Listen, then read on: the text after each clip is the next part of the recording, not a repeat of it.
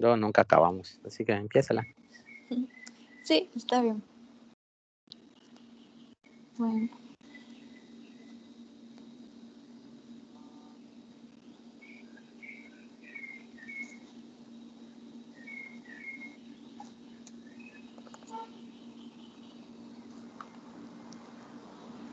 Pues buen día, compañeros. Estábamos viendo el tema de imagenología fetal, así que vamos a continuar. Habíamos mencionado la ecografía 3D y la 4D. En cuanto a la 3D, pues no es considerada de rutina durante el examen estándar y tampoco es una modalidad requerida. Puede ser útil para buscar anomalías selectivas como en cara y en esqueleto. Y pues la principal diferencia que hay entre esta y la 4D es que la imagen 3D es estática, mientras que la 4D pues son como que muchas imágenes 2D que se están ordenando por tiempo y espacio y va creando una imagen 3D en tiempo real, es decir, pues con movimiento, y pues puede ser especialmente útil en la valoración cardíaca, pero pues como ya mencioné anteriormente, pues no son estudios considerados de rutina, pero pues pueden ser útiles. Otro tipo de estudio que estábamos viendo es el Doppler, que está basado en el cambio de frecuencias del sonido, basado también en un efecto de física, que es el efecto Doppler. Y este estudio pues va a estar utilizando de un transductor y una pantalla que va a estar registrando también lo que se está analizando. Entonces, va a servir para estar determinando si la sangre está fluyendo desde o hacia el transductor. Se van a estar visualizando dos colores en la pantalla.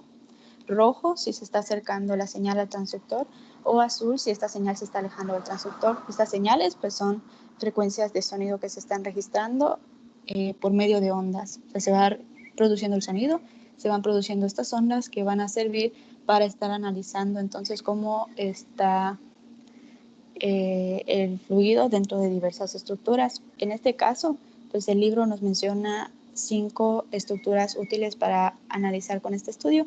Uno es la arteria umbilical, otro el conducto arterioso, arteria uterina, arteria cerebral media y el conducto venoso.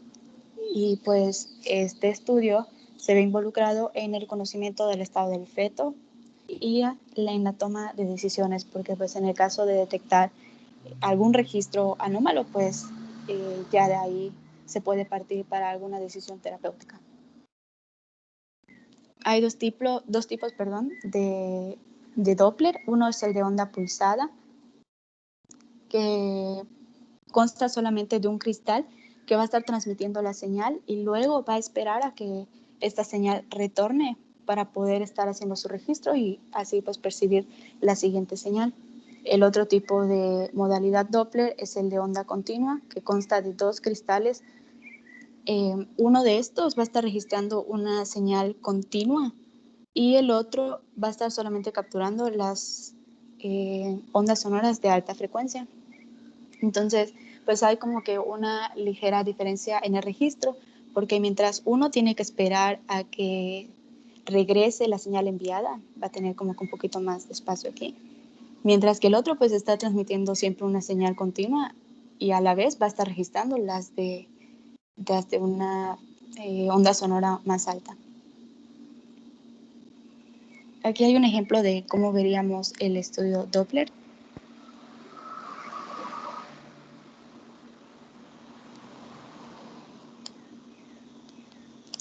Que pues ahorita se empieza. Aquí ya se identificó el vaso, en este caso son las arterias del cordón umbilical.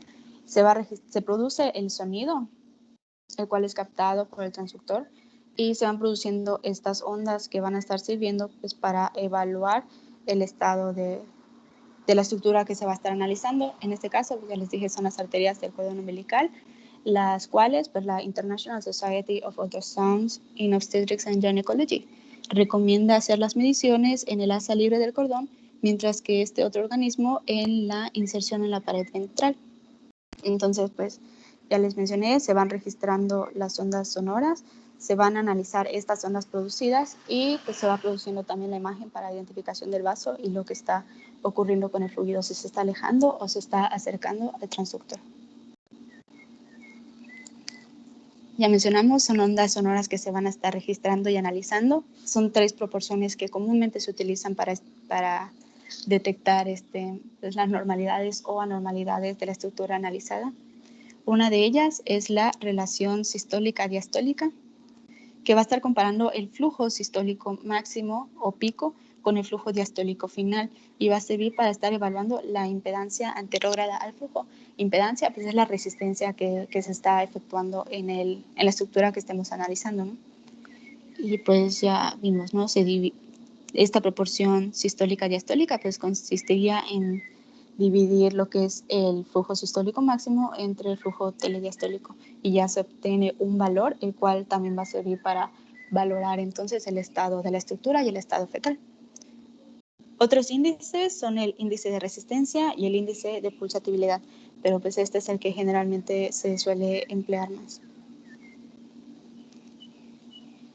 Como les mencioné, en el libro se nos comentan estructuras que son útiles de analizar y una de ellas es la arteria umbilical. Este organismo que ya mencioné que recomienda hacer las mediciones en el asa libre del cordón, mientras que este otro en la inserción de la pared ventral. Ya les mencioné que la proporción sistólica-diastólica va a servir para estar evaluando el estado del fluido en este caso, pues en este vaso sanguíneo. Y pues al momento de ya sacar esta proporción, se considera que las ondas van a ser anormales si rebasa el percentil 95 correspondiente a la edad gestacional.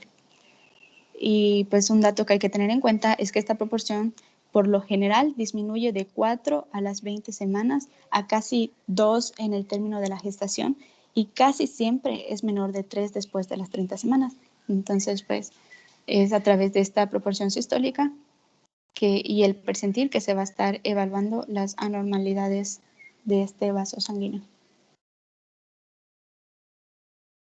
El estudio Doppler de este vaso es útil en el tratamiento de embarazos complicados por restricción del crecimiento fetal.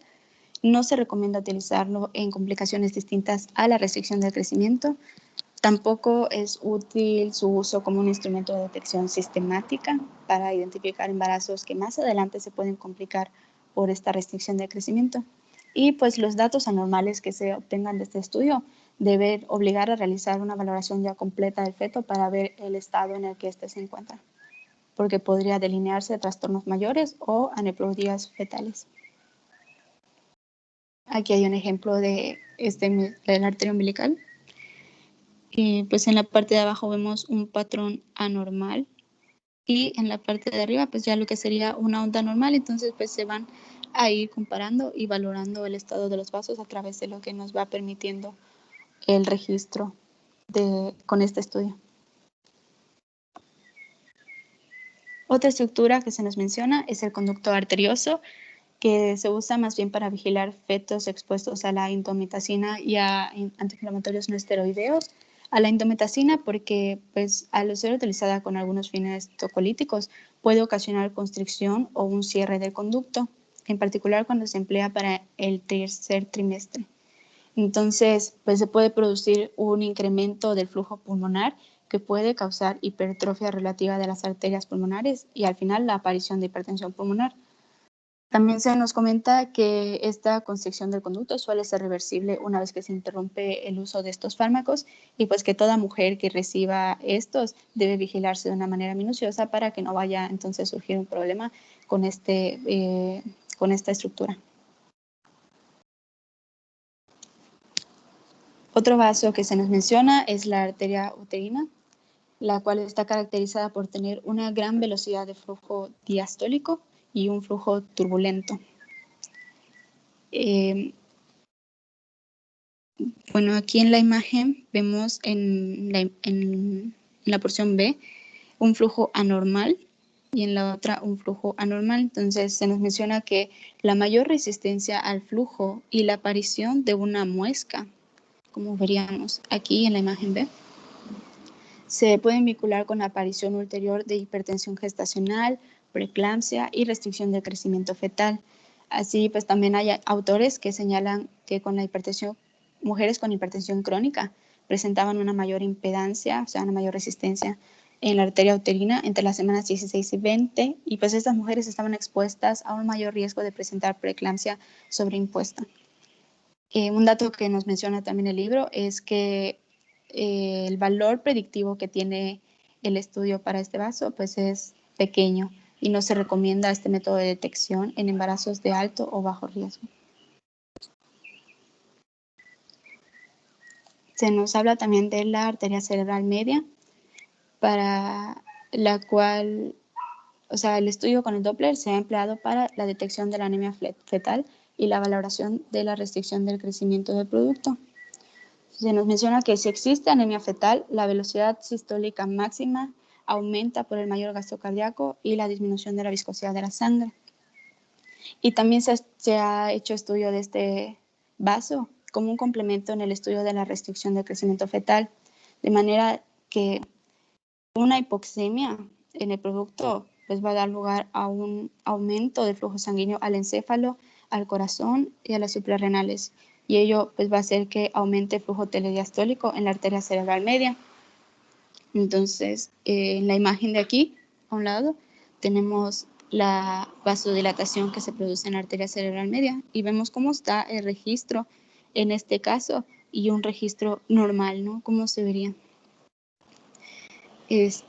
Como nos mencionan, pues aumentaría el flujo telediastólico, por eso es que esta parte la vemos más ancha, ¿no?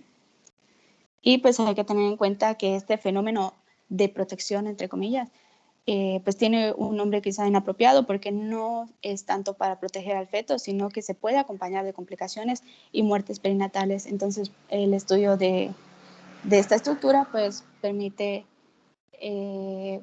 la detección temprana y el tratamiento oportuno, ¿no? Y más o menos así sería lo que se vería en una situación similar, que se produciría la vasodilatación de esta arteria. Otra estructura es el conducto venoso, cuya onda es bisfásica y en condiciones normales muestra un flujo anterógrado durante todo el ciclo cardíaco. Tiene, ya mencionamos, es una onda bifásica. Entonces, el primer punto va a estar reflejando la sístole ventricular y el segundo, el llenado diastólico. Después va a aparecer abajito una onda A que se va a dar durante la contracción auricular. Las alteraciones de este conducto venoso pues, pueden permitir algunas veces identificar a los fetos de pretérmino con restricción de crecimiento expuestos a riesgo máximo de resultados adversos. Y aquí pues tenemos, o sea, en las imágenes podemos ver entonces cómo está el conducto venoso normal, cómo es su registro y cómo es uno normal, el cual está caracterizado por una onda A negativa. Es esta partecita. La onda A en el anormal y la onda A en el normal. Otro estudio que se menciona en la lectura es la resonancia magnética. Se nos menciona que la resolución de la imagen es superior al de la ecografía porque no es obstaculizada por interfaces óseas, por la obesidad materna, el oligohidramnios o la cabeza agrandada del feto. Se nos menciona que puede ser un complemento útil de la ecografía para valorar y definir mejor las alteraciones fetales sospechadas. Puede ser útil en la valoración de trastornos complejos del sistema nervioso del feto, en la valoración del tórax, del aparato digestivo, el genitourinario, entre otros sistemas. Y pues se menciona también que es un estudio seguro porque pues, no emite radiación ionizante, pero que durante el embarazo es mejor no utilizar agentes de contraste basados en gadolinio porque esta sustancia puede disociarse y producir una molécula quelada que pues estando dentro de la, o sea, estando en el líquido amniótico, puede disociarse y producir el ion tóxico del gadolinio, entonces pues puede ser, como ya lo dice, ¿no? Tóxico y puede producir problemas, entonces es algo con lo que hay que tener cuidado.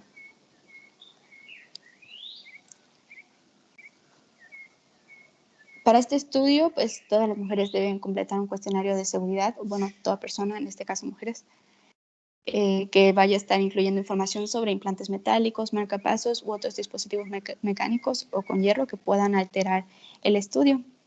Se va a colocar a la paciente en decúbito dorsal o lateral izquierdo Y el útero con el feto se estudia en el plano axial de la madre con una modalidad de adquisición rápida en ponderación T2. Esto de ponderación T2 se refiere a como el tipo de visualización que se va a tener de la imagen en cuanto a los colores. Por ejemplo, aquí tenemos la ponderación T1 y podemos observar la diferencia de las de los colores de las estructuras con respecto a la ponderación 2. Por ejemplo, la sustancia blanca en la T1 se ve gris claro, mientras que en la T2 se ve gris oscuro. Y la sustancia gris pues se ve gris, mientras que en otra se ve gris claro. Entonces, a esto se refiere la ponderación. También nos ofrece la lectura un cuadro en el cual se nos muestran trastornos fetales en los que puede indicarse la resonancia magnética. Por ejemplo, para evaluar el tórax y distinguir hernias diafragmáticas congénitas o la evaluación de abdomen, pelvis y retroperitoneo para valorar trastornos renales con oligohidramnios o algún otro trastorno. Pues en particular se nos mencionan 3 estructuras. Una es el sistema nervioso, para el cual una indicación común de la resonancia magnética es la ventriculomegalia y se emplea para identificar si dicho hallazgo es único o puede estar acompañado de otros cuadros dismorfológicos. Otra indicación para realizar la resonancia magnética del sistema nervioso en el feto puede ser la valoración posible de una hemorragia intraventricular. También pues, se puede valorar el tórax, por ejemplo, para analizar el tamaño de lesiones expansivas del tórax y cuantificar el volumen del pulmón restante, así como para reconocer trastornos de otros órganos y sistemas en fetos con hernia diafragmática.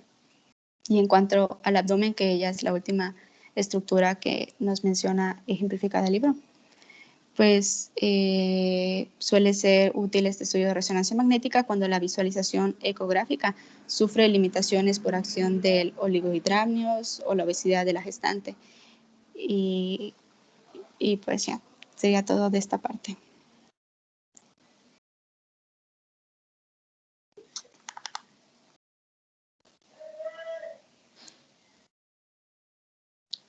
A continuación, mi compañero les va a continuar hablando ya sobre, particularmente sobre las diversas estructuras y la imagen de estas.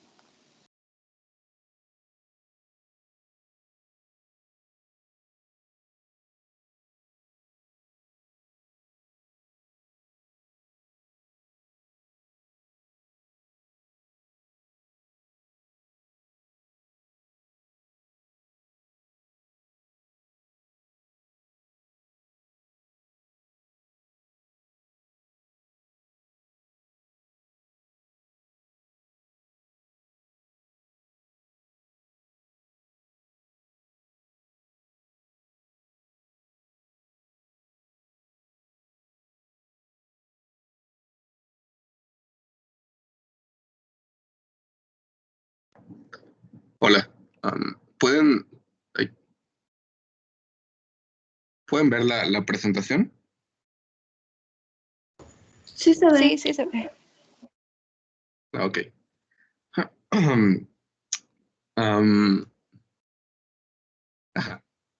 Viendo la anatomía normal del feto, tenemos que el examen inicia con la evaluación del cerebro y la columna vertebral.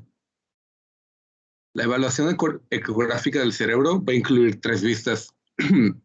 La primera es la transtalámica, en la cual vamos a poder observar estructuras como las astas frontales de los ventrículos laterales, el cavum septum pellucidum, el tálamo y el giro del hipocampo. También nos va a permitir medir el diámetro biparietal,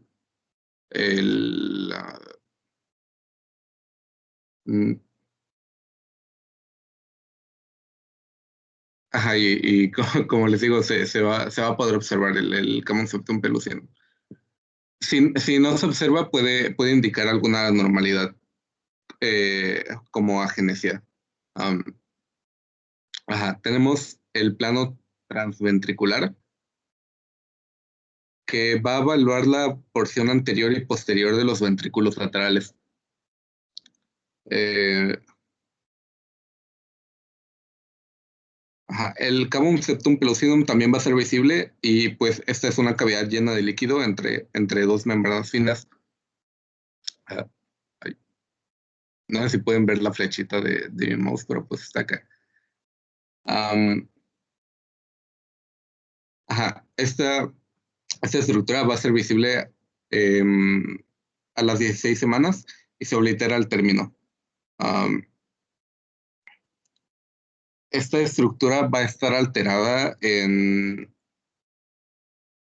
padecimientos como holoprosencefalia, agenesia del cuerpo calloso o hidrocefalia severa. Eh, ajá. Y por último tenemos el plano transcerebelar. Ajá. En este vamos a poder evaluar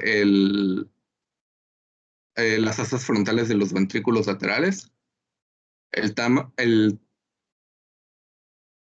lo siento, el asta frontal de los ventrículos laterales, de nuevo el cavum septum pellucidum, los tálamos, el cerebelo y la cisterna magna. Esta última estructura es digamos, es una pequeña cavidad que se encuentra por debajo del cerebelo y que contiene líquido. Mide de 2 a 10 milímetros. Ujú.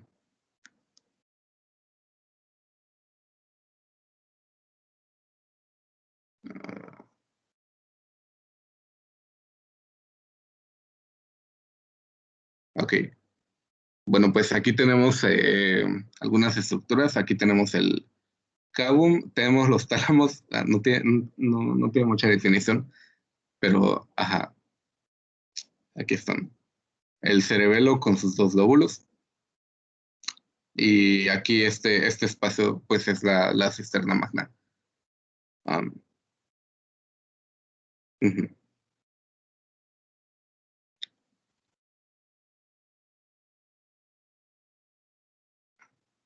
Bueno, lo siguiente, pues es la evaluación de la columna vertebral. Incluye la región cervical, torácica, lumbar y sacra. Am, y las imágenes se obtienen a menudo en un plano sagital o coronal.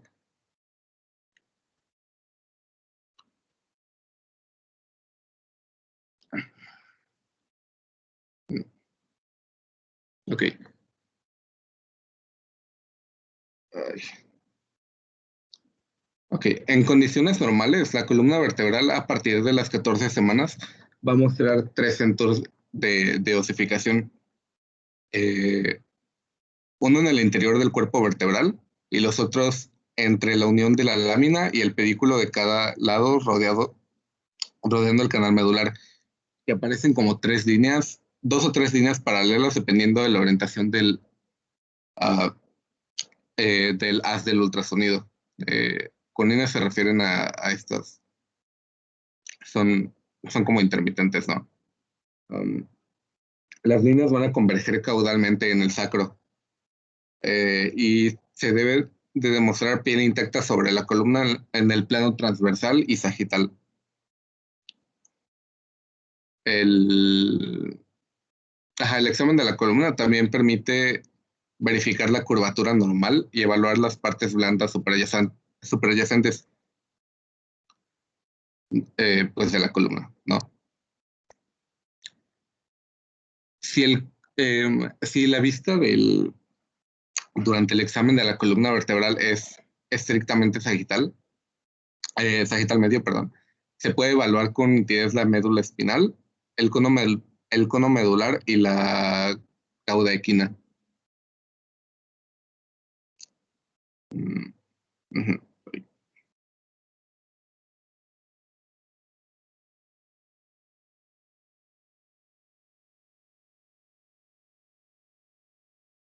Ok. tenemos la región de la cara, la cual no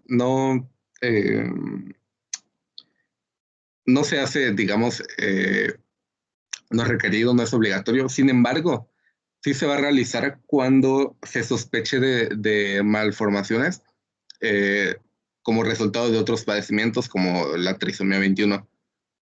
O que si, digamos, durante la amniocentesis se detectaron niveles altos de la gonadotropina coriónica humana, pues también se va a hacer el examen de la cara.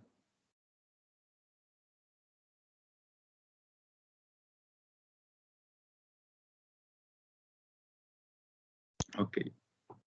En el examen de tórax, los pulmones aparecen homogéneos y pues van a rodar el corazón, el cual va, si se hace un acercamiento, se van a poder ver sus cuatro cavidades.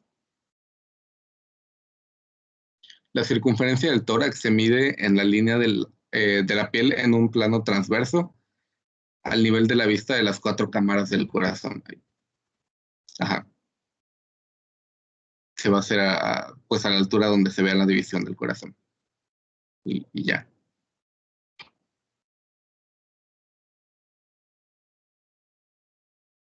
Ok. Para evaluar el corazón, eh, se tiene que hacer a la altura de la vista de las cuatro cámaras. Se va a evaluar el índice y el ritmo y los tractos del flujo ventricular izquierdo y derecho. La vista de las cuatro cámaras va a permitir la evaluación del tamaño cardíaco, la posición del tórax, el eje cardíaco, aurículas, ventrículos, foramen oval, válvulas auriculoventriculares, septo primo auricular y septo interventricular. Mm, Ajá. Pues aquí podemos ver todas las estructuras, digamos. Bueno, aquí el corazón está al revés, pero pues es ah, por el dispositivo. Y aquí se pueden ver todas las estructuras. Ah, el ápice del corazón debe formar un ángulo de 45 grados con la pared abdominal anterior izquierda. Eh, la vista del tracto de flujo ventricular izquierdo muestra que la aorta surge por completo del ventrículo izquierdo.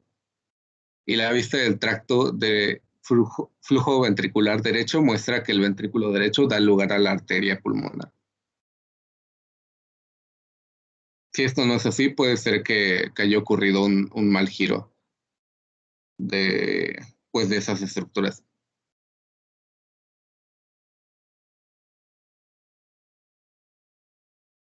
Ujú.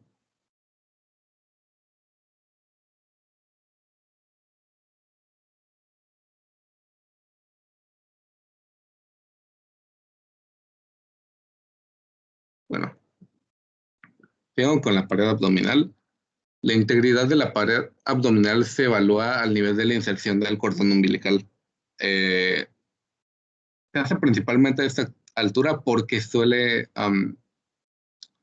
pues como de ahí surge el cordón umbilical, es propensa a sufrir lesiones. Y, ajá, pues nada más se evalúa eso. Como ya comentó mi compañera, pues también se evalúa la correcta distribución pues, de las arterias y venas.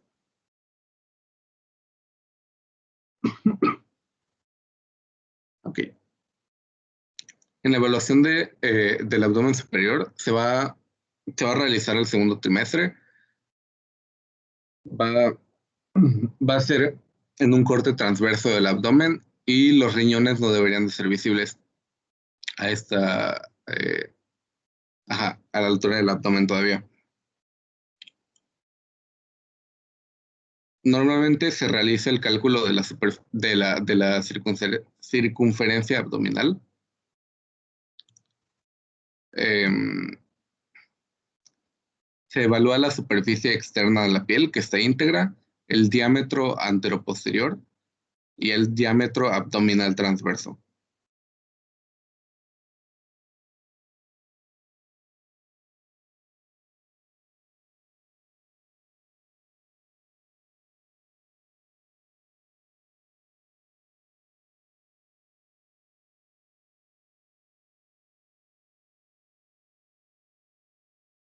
Ok. En la evaluación del tracto gastrointestinal, el estómago se va a ver después de las 14 semanas de gestación como como un espacio completamente vacío y relativamente pequeño dentro del abdomen. El intestino delgado, el hígado, la vesícula biliar y el vaso pueden identificarse en el segundo y tercer trimestre. Ujú.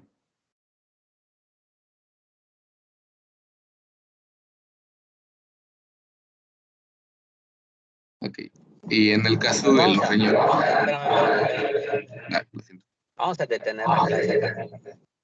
Lee tu tema, repásalo, practícalo, porque prácticamente me da la impresión de que no sabes lo que estás exponiendo. Te detienes, te trabas, paras, no dices bien las cosas. Tuvieron mucho tiempo para preparar su clase. Entonces, por favor, practica tu tema, vuelve a leerlo, domínalo para que lo puedas exponer.